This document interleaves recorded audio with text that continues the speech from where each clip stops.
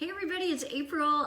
Time for our plank break, and today I want to focus on how planking can actually help strengthen your wrist. So we're going to get started. I'm going to start on hands, and then I'm probably going to switch to forearms if I remember to as I'm telling you my story about wrist strength. So starting off, you want your hands underneath your shoulders, fingers are spread wide, and then pull your shoulders down your back. Lift your upper back, separate your shoulders, lift your chest, pull in your belly, come up on your toes, and the timer has started. And then do all of that again. Press into the floor, separate your shoulders a little bit more, pull in your belly, tighten up your glutes. Even think about reaching your tailbone toward your heels. And when I did all that the second time, I swear I felt an adjustment.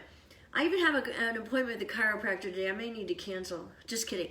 But I did feel stuff move around when I did that, but in a good way. This is good.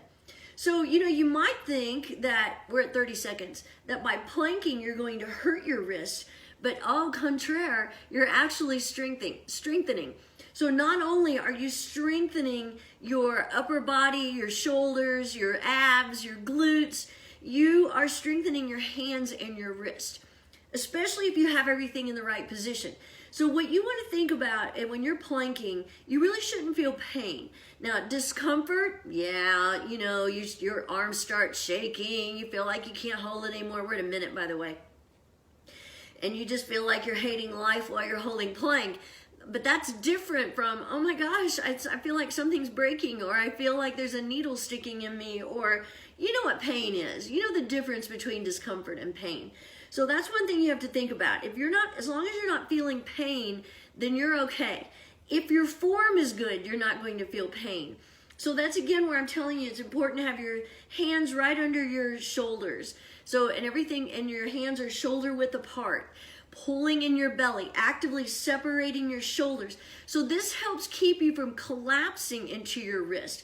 And even think about, because I practice handstands, I automatically, when I put my hands on the floor, kind of put my fingers I kind of bend my fingers a little bit to make sure I press into the pads of my fingers and into my fingertips. We don't normally do that when we put our hands on the floor.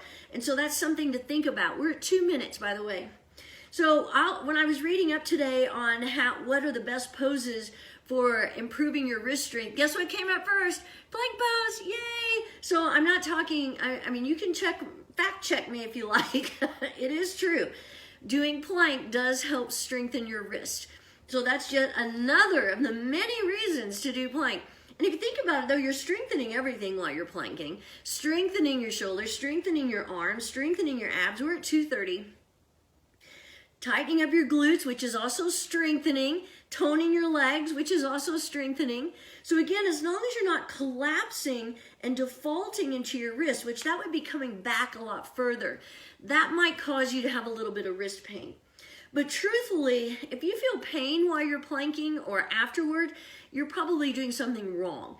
Again, you might feel a little sore from pulling in your abs the whole time, 3 minutes, or you might feel fatigued from holding in your abs and pulling and pressing into the floor, strengthening your arms. So that's not abnormal. Sorry, I have hair in my mouth again. But that's okay, because that means you're strengthening, you're getting stronger, and that's what you really want when you're doing your plank, improving your endurance. And who doesn't want all that? And also, when I was Googling about planking for wrist strength, one of the things it said, 3:30 by the way, was to work up to a minute. So, you don't have to work up to 5 minutes.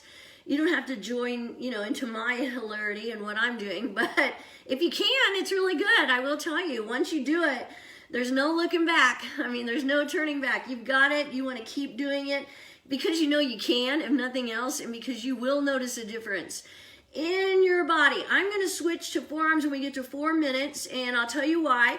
Okay, switching to forearms. Remember, if you do switch, look, see how my hips are sticking up in the air? You want to make sure you shift forward. Press into the floor, separate your shoulders, pulling in your belly, keeping that nice long line. So that's another reason why you might want to have your camera near you, or a mirror so you can see what's going on with your body.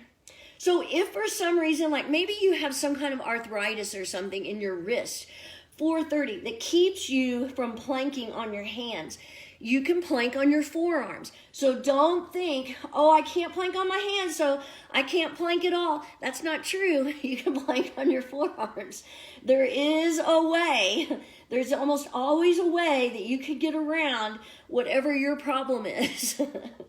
Not that it's a problem, but maybe you do have something going on physically with an injury, or like I said, it might be arthritis. We're at 5 minutes already. Can you believe it?